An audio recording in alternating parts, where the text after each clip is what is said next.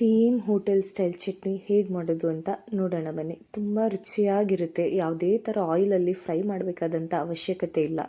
ಈಸಿಯಾಗಿ ಮನೆಯಲ್ಲೇ ಮಾಡ್ಕೋಬೋದು. ಇದಕ್ಕೆ ಒಂದು ಜಾರ್ಗೆ ಒಂದು ಇಡೀ ಕಾಯಿ ಹಾಕ್ಕೊಂಡು 2ರಷ್ಟು ಹುರ್ಗಡ್ಲೆ ಹಾಕ್ಕೊಳ್ಳಿ. ಕಾಯಿ ಎಷ್ಟು ತೊಗೊಂಡಿರ್ತೀರೋ ಅದ್ರ 2ರಷ್ಟು ಹುರ್ಗಡ್ಲೆ ಹಾಕ್ಕೋಬೇಕು.